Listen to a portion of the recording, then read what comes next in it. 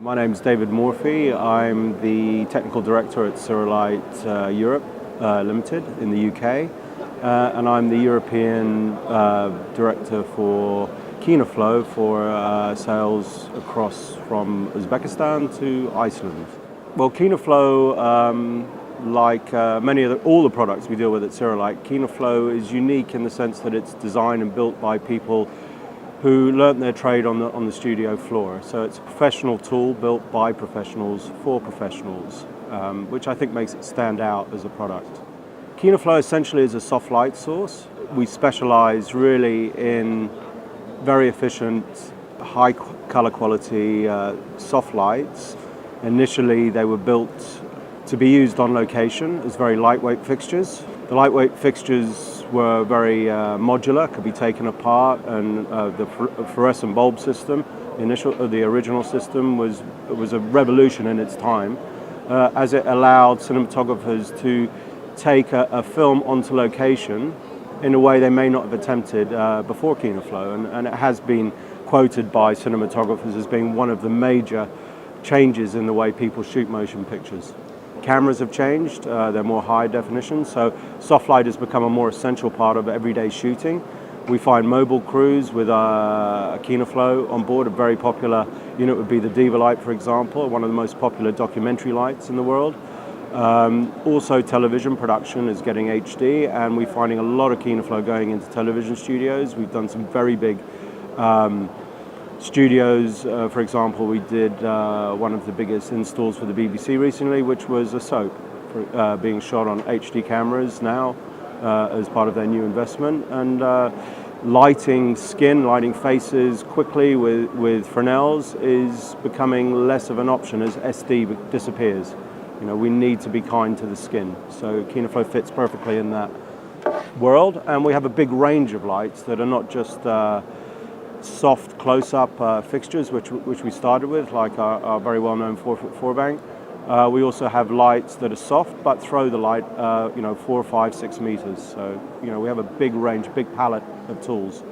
Well, I mean, we talk about, first of all, color temperature. I mean, Kino Flo has probably been the foremost company and well recognized for working with phosphors and creating phosphor blends, designing them specifically to camera sensitivity, to the camera curves, and doing it in depth using camera tests and very exhaustive process of fine tuning. And that started with Kodak film stock in the early days, and now we're moving, and obviously the Alexa camera is a very important camera. We've mapped out the curves of not only the Alexa but most of the cameras, and most of our color design work is based on trying to satisfy the color sensitivity of these cameras. We would offer daylight and tungsten as a standard, and we also have a 2900 tube, which is originally designed for television, where we're dimming the fixtures down, so we're trying to match a warmer tungsten light.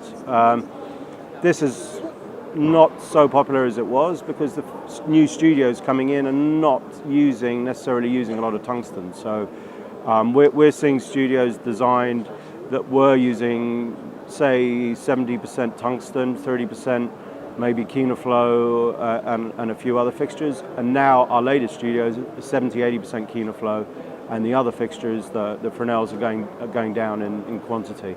So it's a dominant color. Well, you can in the fluorescent line you can mix, and people do that. But you could do that by mixing bulbs.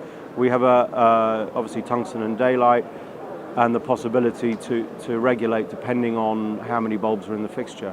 Dimming comes with a downside in the sense that with fluorescence, when we dim down, we actually start with the color correct lamp at 100%. When we dim it down, we are losing some of the green and we're becoming a bit more magenta. If we look at a tungsten light, obviously if we dim it down, it's getting more orange. So when we dim, we're compromising the color. So for the film market, the top-end market, not only with Kino Flo, but with Fresnels, with HMIs, it's typically you're reducing the light in other ways. So we are stepping by turning bulbs off, and we do have a high-low function on those, but the professional units are really there set up to be switched. So we're not dimming. On the studio line, where we have a slightly different requirement, we have dimming built into the fixtures, and we also have DMX built into the fixtures for linear dimming. So we have a smooth dimming curve. What's new? Well, we have several things that we're showing at the show here today. We have some features on our existing line. We have improved the efficiency on our existing line of image fixtures. We're now 50% more efficient. So an image 80, which is quite a big, bright fixture, is drawing only 2.4 amps, which is incredible if you look at the actual output. And it puts it in a class of probably being one of the most efficient fixtures in the world for the volume of light. And this type of efficiency is now beginning to run through the whole product line. So we're actually going to be more efficient by this time next year than probably any company in the world for color correct lighting. We currently have a new line of lights called the Celeb line. We've had the Celeb 200, which is a 2-foot fixture, which has been out for almost a year now. It's selling extremely well into the film market and television markets.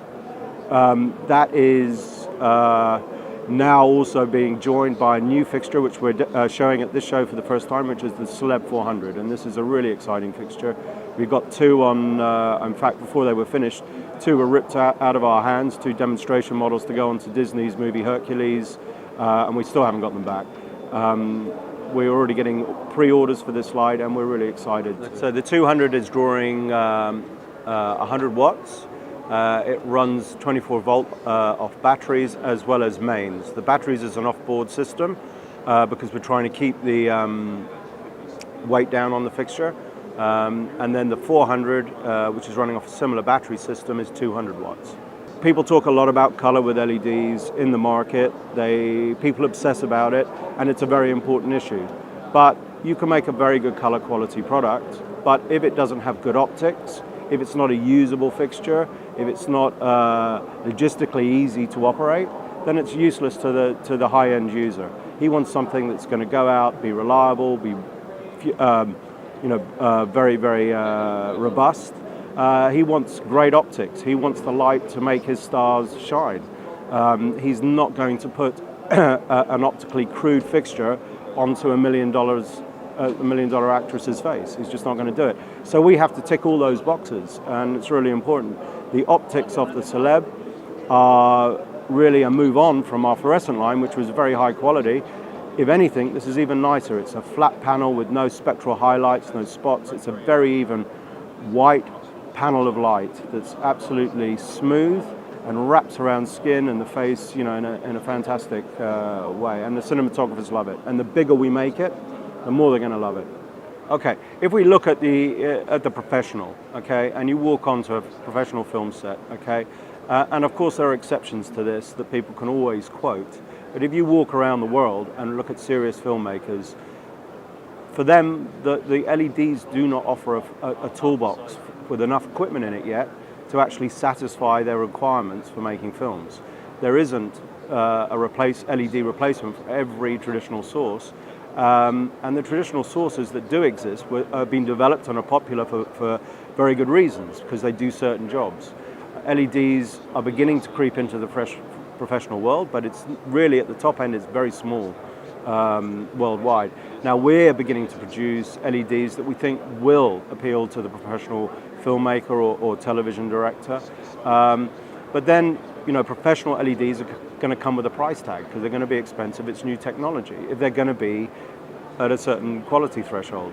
So that will then limit them again, like Kino Flows were limited at the very beginning of their span because they were expensive when they first came out. Now they look like a very good value option because the traditional fluorescent, because against the new professional LEDs, they're very cost effective. So it's a balancing act, and of course the world is moving on and changing. But the professional image maker is interested in making images, not experimenting with new light sources. The efficiency of a light, you have to look at the full output and how you're using it. Is it efficient as a light source for the application it's being used for?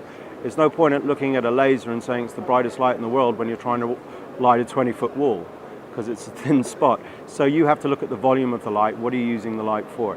Fluorescence in certain aspects where you're actually looking at efficiency versus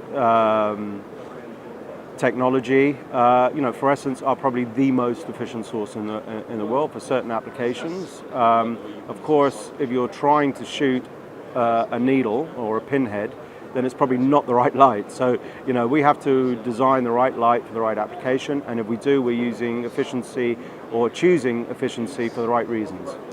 Well, we're talking about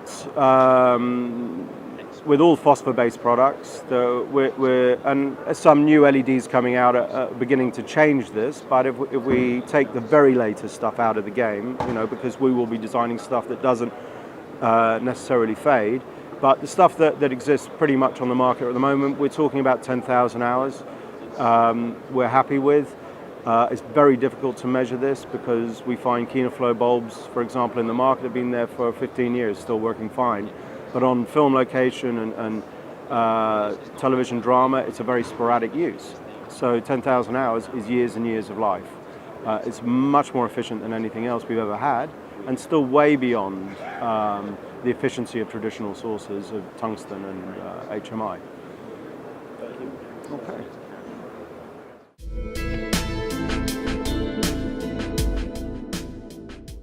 Okay, so here we have the new LED fixture from Kino Flo. This is the Celeb 200, and I'll run you through several of the features that we're very pleased with.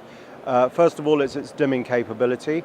We can dim from a 3% to 100% in a very smooth curve, and this is important because the new cameras are so sensitive that when we walk onto a film set or a television drama these days, we're shooting with the Alexa, they could well be shooting well above 1,000 ASA. So they're not looking for a lot of light. What they're looking for is quality of light and control. So having that down to 3%, I don't know how well this will come out shooting straight camera into it, but you can see that we can just feather this right down into almost nothing and then bring it up, and obviously it's going to burn out. So I'm literally running it very low at the moment for the camera, but you can see that possibility exists.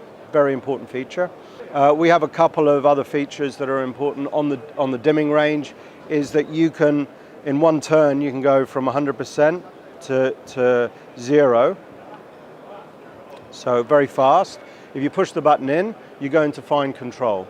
And fine control means that you can get this feathering right down into the low end. So you can pull it into a shot and use it just as a very, very soft fill, very subtly, and you get that lovely ability just to find exactly the right position. Okay. We also have color tuning. So we can now go from tungsten to daylight. We can do the whole spectrum in one turn, which is really fast, nice. Okay. We also have the fine control. We push the dim knob in. We can then do it in 15-degree increments, which gives us fine control as well. Okay, and on top of that, we also have, on the back of the fixture, we have 5 presets for color. And those color presets are set at standard 27, 32, 4000, 45, 5000, 5500. But also you can actually customize those presets. So each camera, if we look at the Alexa versus the Sony versus the Canon cameras, they all have a slightly different color imagery. So if we decide on any particular day we want to shoot slightly off 3.2, we can drag it up a few, 30, 45 Kelvin, decide where it suits the camera, record that onto the back of the fixture and keep returning to it, and it will stay there for the duration of the shoot that we're on until we reset the fixture, which is great. The fixture is really neatly designed to be very easy to handle and use. We've designed a new corner block which protects the unit, which is important. We also have a filter holder that just snaps in very easily and neatly. And very importantly, we have grids. I've got here right now is the 60-degree louver, which is an accessory which gives us the ability to really create that really nice soft tube of light and kill all the spill outside, which is so important on a modern film set. We're really trying to control any ambient spill, because the cameras are so sensitive, and it just adds work having to flag, and so it's a very efficient way of getting light where you want it. the right kind of light where you want it.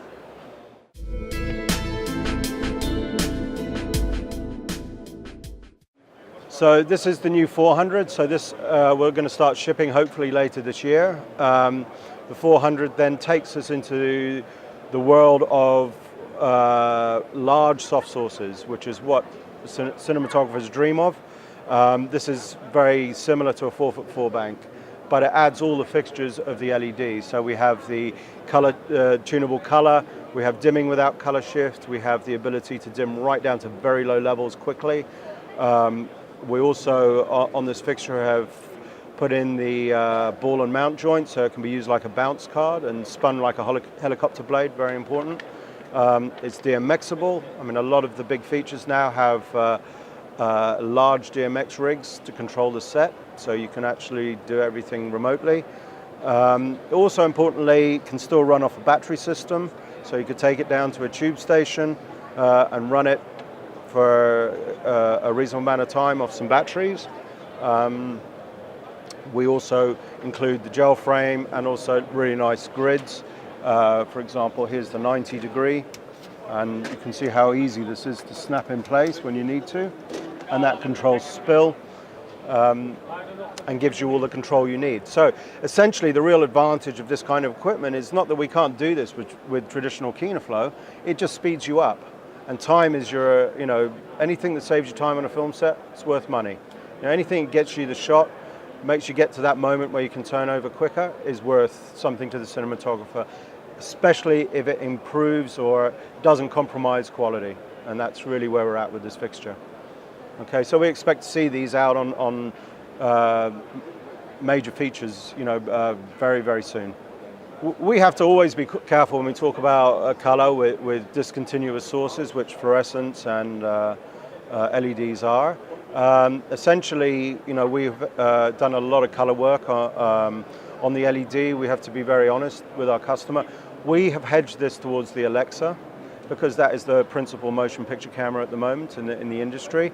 But it works very, very well on the Sony cameras, and it works very, very well on broadcast chip cameras. Once we get down to the DSLRs, it's going to work very well. I mean, it's a great color quality, but we have to say, that those cameras are going to have a slight color different imagery than the more professional cameras, and you need to be just a little bit more careful with that.